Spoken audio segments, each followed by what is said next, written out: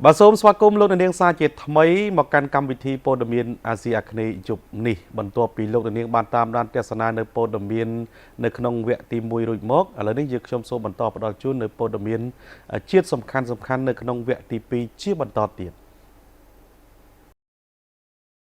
ឱកាសនៃការចូលរួមកិច្ចសហការស្រាវជ្រាវដល់និស្សិតក្នុងកម្មវិធី R និង I4E ការស្រាវជ្រាវនិងនវានុវត្តន៍ដើម្បីសហគ្រិនភាព Research and Innovation from Entrepreneurship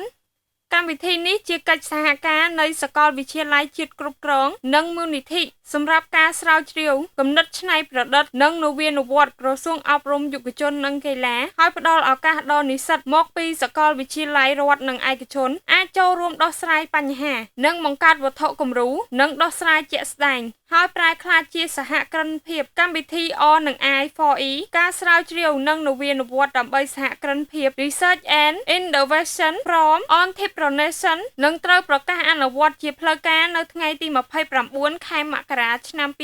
2026វេលាម៉ោង8ព្រឹកខាងមុខនេះក្រោមអធិបតីភាពឯកឧត្តមបណ្ឌិតសភាចារ្យហងជួនណារុនឧបនាយករដ្ឋមន្ត្រីក្រសួងអប់រំយុវជននិងកីឡានៅសាកលវិទ្យាល័យជាតិគ្រប់គ្រងជិតវត្តភ្នំកម្មវិធីប្រកាសជាផ្លូវការនេះនឹងមានការចូលរួមពីសំណាក់ថ្នាក់ដឹកនាំក្រសួងស្ថាប័នពាក់ព័ន្ធគ្រឹះស្ថានឧត្តមសិក្សារដ្ឋនិងឯកជនអ្នកស្រាវជ្រាវនិងនិស្សិតកម្មវិធីនេះក៏សូមស្វាគមន៍ការចូលរួមនៃអ្នកកាសែតជាតិនិងអន្តរជាតិដើម្បីទទួលបានព័ត៌មាននិងជួយផ្សព្វផ្សាយបន្តគូបញ្ជាក់ថានវានុវត្តន៍និងសហគ្រិនភាពជាកម្លាំងចលករនៃកំណើនសេដ្ឋកិច្ចនិងការផ្លាស់ប្តូររូបរាងសង្គមនៅជុំវិញពិភពលោកនិស្សិតសាកលវិទ្យាល័យត្រូវបានគេទទួលស្គាល់កាន់តែខ្លាំងឡើងថាមិនត្រឹមតែជាអ្នកសិក្សាប៉ុណ្ណោះទេប៉ុន្តែជាអ្នកបង្កើតថ្មីអ្នកដោះស្រាយបញ្ហានិងជាស្ថាបនិកធុរកិច្ចថ្មី Start-up ដ៏មានសក្តានុពលនៅក្នុងប្រទេសកម្ពុជាការផ្ដល់ឱកាសដល់អ្នកច្នៃប្រឌិតវ័យក្មេងជាកត្តាចាំបាច់ក្នុងការកសាងសេដ្ឋកិច្ចផ្អែកលើចំណេះដឹងដ៏រស់រវើកនិងដើម្បីដោះស្រាយបញ្ហាប្រឈមផ្នែកសង្គមបច្ចេកវិទ្យានិងបរិស្ថានដែលកំពុងមានការវិវត្តទៅមុខយ៉ាងរហ័សក្នុងមួយទសវត្សរ៍ចុងក្រោយនេះការអប់រំកម្រិតឧត្តមសិក្សានៅកម្ពុជាបានជួបប្រទះនៅការផ្លាស់ប្ដូរដ៏សំខាន់ឆ្ពោះទៅរកការជំរុញនវានុវត្តន៍អនុវត្តន៍និងសហគ្រិនភាពគ្រឹះស្ថានឧត្តមសិក្សានានាបានបង្កើតឡើងនៅមជ្ឈមណ្ឌលនវានុវត្តន៍មជ្ឈមណ្ឌលបណ្ដុះធុរកិច្ចនិងកម្មវិធីធុរកិច្ចអាជីវកម្មដែលរៀបចំឡើងដើម្បីបំពាក់បំប៉ននិស្សិតនៅជំនាញជាក់ស្ដែងបន្ថែមលើកម្មវិធីសិក្សាដែលកំពុងដំណើរការគំនិតផ្ដួចផ្ដើមទាំងនេះមានគោលបំណងផ្សារភ្ជាប់គម្លាតរវាងការសិក្សាបែបទ្រឹស្ដីនិងការដោះស្រាយបញ្ហាក្នុងពិភពជាក់ស្ដែងដែលអនុញ្ញាតឲ្យនិស្សិតបំលែងគំនិតទៅជាដំណោះស្រាយជាក់ស្ដែងដែលអាចបង្កើតផលប៉ះពាល់ដល់សេដ្ឋកិច្ចនិងសង្គមគម្រោង R និង I4E មានគោលបំណងគាំទ្រការចូលរួមដំណើរការគុណភាពនិងលទ្ធផលចុងក្រោយ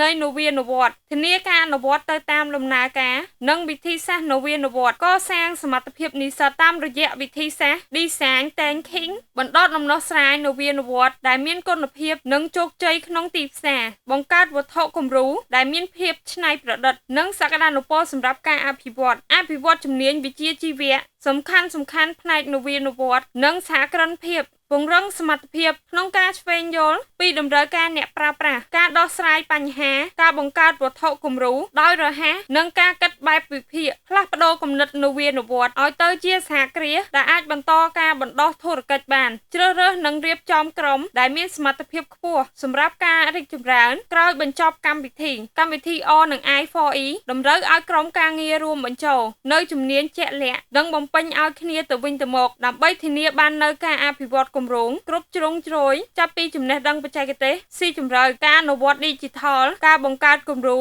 ផលិតផលជាក់ស្ដែងនិងលទ្ធភាពជោគជ័យលើទីផ្សារអ្នកឯកទេសជំនាញរឹងអ្នកជំនាញវិស័យនិស្សិតទាំងនេះមកពីជំនាញដូចជាវិស្វកម្មកសិកម្មឬវិទ្យាសាស្ត្រដែលផ្ដល់ចំណេះដឹងផ្នែកវិស័យជំនាញអ្នកជំរុញផ្នែក ICT និង Digital អ្នកអភិវឌ្ឍបច្ចេកទេសនិស្សិតដែលមានជំនាញផ្នែក ICT ការសរសេរកូដ Software និងការរៀប រៀបចំកម្មវិធីដើម្បីអនុវត្តសមាសភាព Digital នៃដំណោះស្រាយអ្នកច្នៃប្រឌិតបង្កើតគំរូផលិតផលនិស្សិតទាំងនេះមានជំនាញក្នុងការរចនាការផលិតនិងការដំឡើងផ្ទាល់ដៃពួកគេរួមមានជាងមេកានិកជាងអគ្គិសនីជាងផ្សារអ្នកឯកទេសបោះពុម្ព 3D អ្នកយុទ្ធសាស្ត្រធុរកិច្ចនិងទីផ្សារអ្នកជំនាញលទ្ធភាពជោគជ័យនិស្សិតមកពីកម្មវិធីធុរកិច្ចឬសហគ្រិនភាពដែលផ្ដោតលើទិដ្ឋភាពពាណិជ្ជកម្មនិងប្រតិបត្តិការ